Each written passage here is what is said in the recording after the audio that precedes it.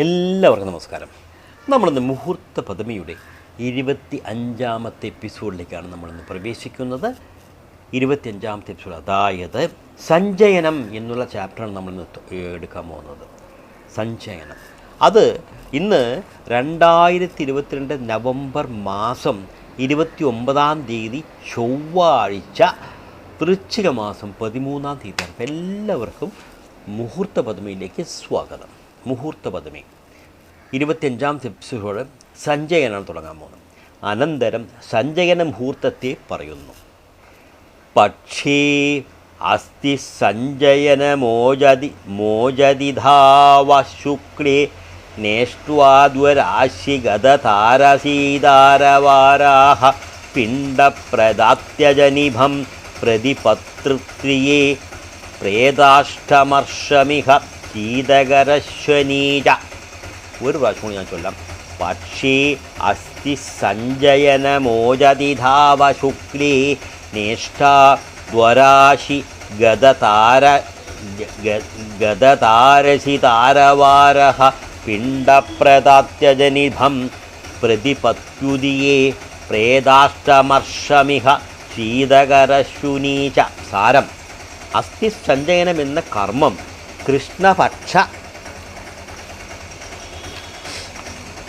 കൃഷ്ണപക്ഷത്തിലെ പ്രതിപദം, തൃതീയ, പഞ്ചമി ഇത്യാദികളായ ഓജ തിഥികളിൽ ചെയ്യണം. രണ്ടു കൂറിൽ പെടുന്നവയായ കാർത്തിക, മകയിരം, പുണർദം മുതലായ നക്ഷത്രങ്ങളും വെള്ളിയാഴ്ചയും ചൊവ്വാഴ്ചയും പിണ്ടം വയ്ക്കുന്നയാളിൻ്റെ ജന്മനക്ഷത്രവും പ്രതിപദവും തൃതീയയും മരിച്ചയാളിൻ്റെ ജന്മാഷ്ടമരാശിയും അഷ്ടമരാശിക്കൂറും വിഷ്ടിക്കരണവും കൊള്ളരുത്. ഇനി വിവരണമാണ് എൻ്റെ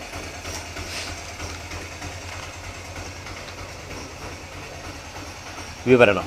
അസ്ഥി സഞ്ചയനി കൃഷ്ണപഞ്ചമി മധ്യമ സ്മൃത നിധ്യൗ ശുക്രാരയോർവാരൗ മുഖ്യൗ ശനി ശശാങ്കയോഃ ദ്വിരാശിഗതനക്ഷത്രം ശുക്ലപക്ഷം ച വർജ്യതേ. ഞാൻ ഒന്നുകൂടെ ചൊല്ലാം. അസ്ഥി സഞ്ചയനി കൃഷ്ണപഞ്ചമീ മധ്യമാ സ്മൃത നിധ്യൗ ശുക്രാരയോർവാരൗ മുഖ്യൗ ശനി ശശാങ്കയോഃ ദ്വരാശി ഗതനക്ഷത്രം ശുക്ലപക്ഷം ച വർജ്യതേ. ഇതി വദനാൽ അസ്ഥിസഞ്ചയനം കറുത്ത പക്ഷത്തിലെ പഞ്ചമി, സപ്തമി, നവമി, ഏകാദശി, ത്രയോദശി, പഞ്ചദശി ഈ 6 ഓജരാശികളിൽ വച്ചൊന്നിൽ വേണം ചെയ്യേണ്ടത്. ഇതിന് വെളുത്ത പക്ഷവും കറുത്ത പക്ഷത്തിലെ പ്രഥമ, ദ്വിതീയ, തൃതീയ, ചതുർത്ഥി, ഷഷ്ടി, അഷ്ടമി, ദശമി, ദ്വാദശി, ചതുർദശി ഈ പക്കങ്ങളും കൂറിൽ ഇടുന്നവയായ കാർത്തിക, മകേരം, പുണർദം, ഉത്രം, ചിത്തിര, വിശാഖം, ഉത്രാടം, അവിട്ടം, പുരൂരുട്ടാതി ഈ 9 നാളുകളും ചൊവ്വാഴ്ചയും വെള്ളിയാഴ്ചയും കൊള്ളരുത്. വെളുത്ത പക്ഷത്തിലെ പഞ്ചമി മധ്യമയാകുന്നു. മുഖ്യവും ശനി ശശാങ്കയോഃ എന്നുള്ളതുകൊണ്ട് ശനിയാഴ്ചയും തിങ്കളാഴ്ചയും ഉത്തമവും ഞായറാഴ്ചയും ബുധനാഴ്ചയും വ്യാഴാഴ്ചയും മധ്യവുമാകുന്നു. ജന്മഭം പിണ്ടകർത്തൃണാം വർജ്യം സഞ്ചയകർമ്മണി. ഇരുപതിനാൽ പിണ്ടദാനം ചെയ്യുന്നവൻ്റെ ജന്മനക്ഷത്രം വർജ്യമാകുന്നു. ഭാര്യാപുത്രാദി ജന്മർഷം നിന്ദ്യം എന്നുള്ളതുകൊണ്ട് പിണ്ടകർത്താവിൻ്റെ ഭാര്യാപുത്രാദികളുടെ ജന്മനക്ഷത്രങ്ങളും കൂടി വർദ്ധിക്കേണ്ടതാണെങ്കിലും അതിനെ അത്ര വഹിക്കാതെ ആവൽ പക്ഷം ഗ്രാഹ്യം എന്നു തന്നെ ചിലരുടെ അഭിപ്രായം. ഇവിടെ പിണ്ടകർത്താക്കൾ ബഹുക്കളായാൽ അവരുടെ എല്ലാം ജന്മനക്ഷത്രം നിന്ദ്യമാകുന്നു. പ്രേതാഷ്ടമർഷം തച്ചുദ്രം വിശേഷാദത്ര വർജയേൽ. ഇരുപതിനാൽ മരിച്ചയാളിൻ്റെ ജനന സമയം ചന്ദ്രൻ ഏതു രാശിയിൽ നിന്നുവോ, ഏതു കൂറായിരുന്നുവോ അതിൻ്റെ 8ാമത്തെ രാശിയും ആ രാശിയിൽ ചന്ദ്രൻ നിൽക്കുന്ന കാലവും അസ്ഥിസഞ്ചയനം ചെയ്യരുത്. വർജ്യതേ വൃഷ്ടിഗണ്ഡാന്തോ വിഷരാശിസ്തൈവ ച. 20 നിത്യദോഷപ്രകരണങ്ങൾ പറഞ്ഞ വിഷ്ടിക്കരണവും ഗണ്ഡാന്തവും ഇടവം രാശിയും വർജ്യമാകുന്നു. മറ്റുള്ള നിശ്ചയദോഷങ്ങളും കർത്തൃദോഷങ്ങളും ഷഡ്ദോഷങ്ങളും ചിന്തകളെന്നു സാരം.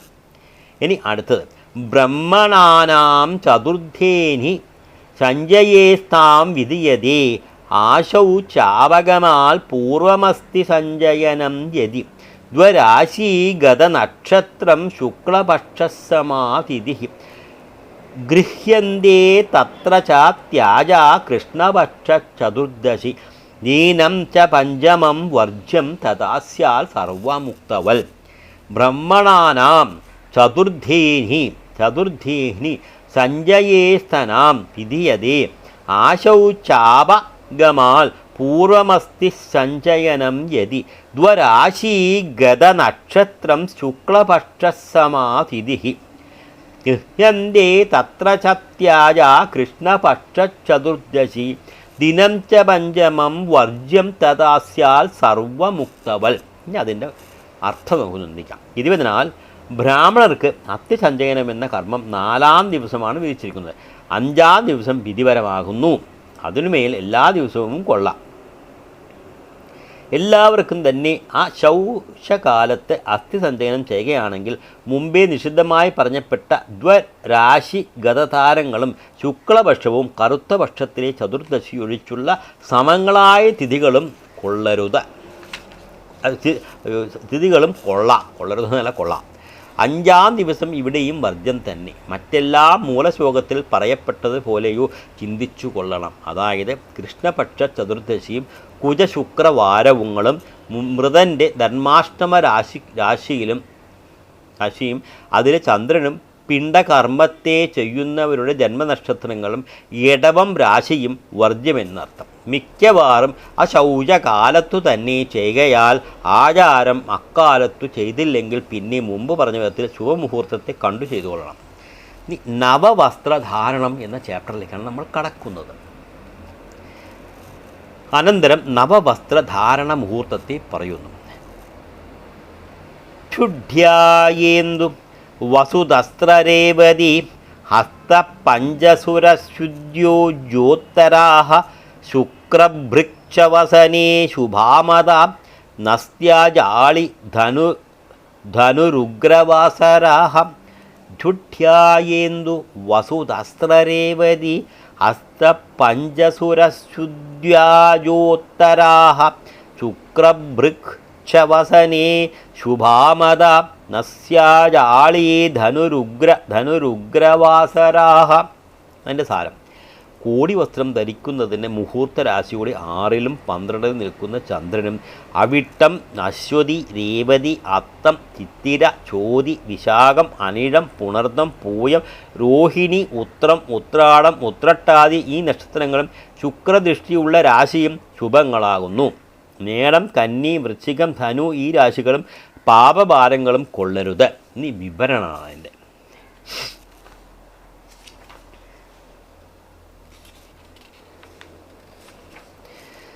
വിവരണം: അരിവ്യായ ഗതചന്ദ്രോ മധ്യമോ വസ്ത്രധാരണേ. അരിവ്യയ ഗതചന്ദ്രോ മധ്യമോ വസ്ത്രധാരണേ.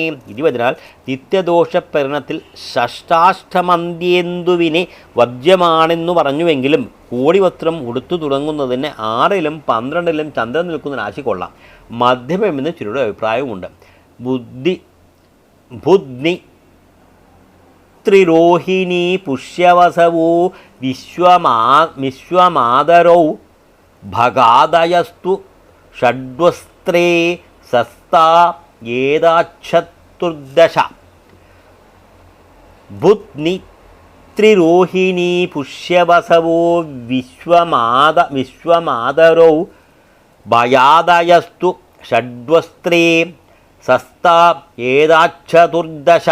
20 ഇതിനെ ഉത്രട്ടാതി, രേവതി, അശ്വതി, രോഹിണി, പൂയം, അവിട്ടം, അത്തം, ചിത്തിര, ചോതി, വിശാഖം, അനിഴം, പുണർദം, ഉത്രം, ഉത്രാടം ഈ 14 നാളുകളും കൊള്ളാം. ശേഷമുള്ള 13 നാളുകളും കൊള്ളരുതെന്ന് സാരം. കൂപാധിഘനനേ സ്യേഗേ വസ്ത്രേ ശുക്രേക്ഷണം ശുഭം. കൂപാധിഘനനേ സ്യേഗേ വസ്ത്രേ ശുക്രേക്ഷണം ശുഭം. 20 നിത്യദോഷപരിണത്തിൽ ശുക്രദൃഷ്ടി വർജ്യമാകുന്നുവെങ്കിലും വസ്ത്രധാരണത്തിന് ശുക്രദൃഷ്ടി ശുഭമാകുന്നു. വസ്ത്രേ വൃശ്ചിക കന്യാജ ചാപ വർജ്യാസ്തു സർവദാ തൽ തൽക്കാലാർഖേ ദുർബലേതു സിംഹരാശിസ്തു നിഷ്യതേ വസ്ത്രേ വൃശ്ചിക കന്യാജ ചാപ വർജ്യ അസ്തു സർവദ തൽക്കാലാർക്കേ ദുർബലേതു സിംഹരാശിസ്തു നശ്യതേ. ഇതിവനാൽ കോടിവസ്ത്രം ഉടുത്തു തുടങ്ങുന്നതിന് മേടം, കന്നി, വൃശ്ചികം, ധനു ഈ 4 രാശികളും കൊള്ളരുത്. ആദിത്യൻ ബലഹീനനായിരിക്കുമ്പോൾ ചിങ്ങം രാശിയും നന്നല്ല എന്നുണ്ടെങ്കിലും അതിനെ മധ്യമമായി സ്വീകരിക്കുന്നുണ്ട്. അർക്കഭൂമി ജമന്ധാനാം വാരാം വർജ്യാദിവായതി ശുക്രേ ഗുരൗ ഭുതേ വാരേ സ്ത്രീഭിധ്യാരാം നവാംബരം. അർക്കഭൂമി ജമന്താനാം വാരാം വർജ്യാം ദിമാം യതി ശുക്രേ ഗുരൗ ഭുതേ വാരേ സ്ത്രീഭിന്ധ്യാരാം നാര്യം നവാംബരം. ഇരുപതിനാൽ ഞായറാഴ്ചയും ചൊവ്വാഴ്ചയും ശനിയാഴ്ചയും എല്ലാവർക്കും വർജ്യങ്ങളാകുന്നു. വെള്ളിയാഴ്ചയും വ്യാഴാഴ്ചയും ബുധനാഴ്ചയും സ്ത്രീകൾക്ക് വസ്ത്രദാനത്തിന് അത്യുത്തമമാകുന്നു. സോമേ ദുഃഖ സമുദ്ഭവം എന്നുള്ളതുകൊണ്ട് തിങ്കളാഴ്ച മധ്യമവുമാകുന്നു. ഓരോ ആഴ്ചയും വസ്ത്രധാരണം ചെയ്താലുള്ള ഫലങ്ങളെ പറയുന്ന ഈ ശ്ലോകം കൂടി താഴെ കാണും. സൂര്യോ ചാൽപധനം വ്രണശിദിനേ ക്ലേശസദാ ഭൂമിജേ വസ്ത്രാണാം ബഹുധാംബുദേ സുരഗുരൗ വിദ്യാഗമസമ്പദാം നാനാഭോഗയുതം പ്രമോദശയനം ദിവ്യാംഗാനാഭിർഭൃഗൗ സൗരേ സ്യുഹു ഖലു രോഗശോകകലഹാവസ്ത്രേ ധൃതേ നൂതനെ.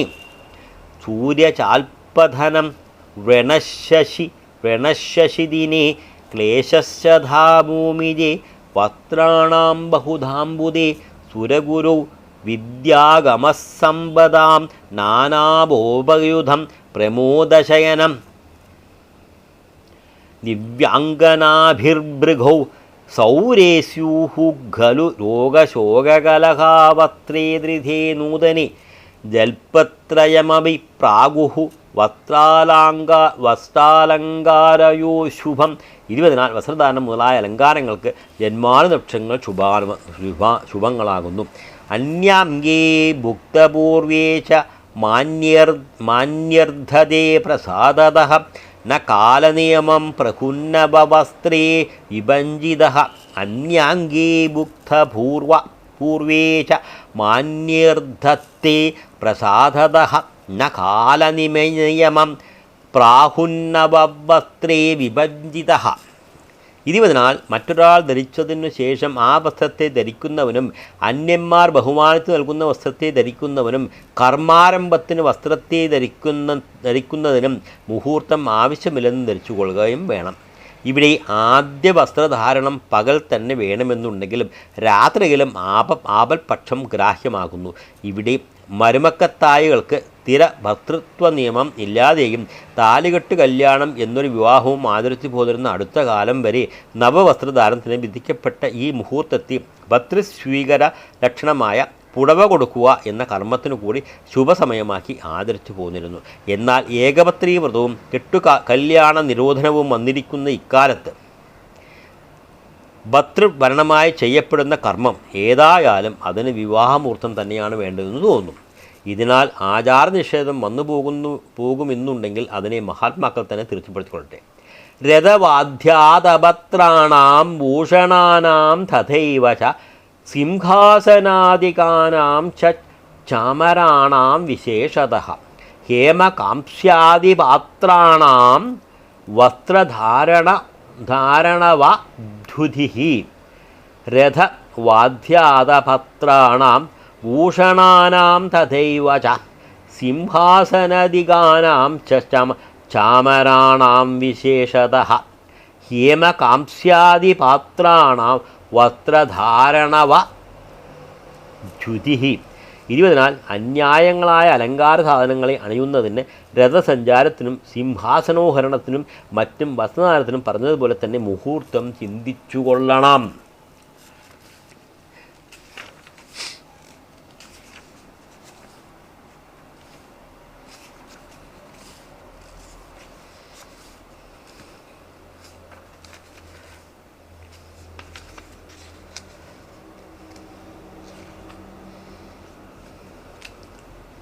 അപ്പോൾ അങ്ങനെ നമുക്ക് ഈ അടുത്ത ചാപ്റ്റർ യാത്രാമുഹൂർത്തമാണ്. അത് വളരെ ലോങ് ആയിട്ടുള്ള മുഹൂർത്തമാണ്. അപ്പോൾ അത് നമുക്ക് ഇന്ന് എടുത്താൽ ശരിയാവില്ല.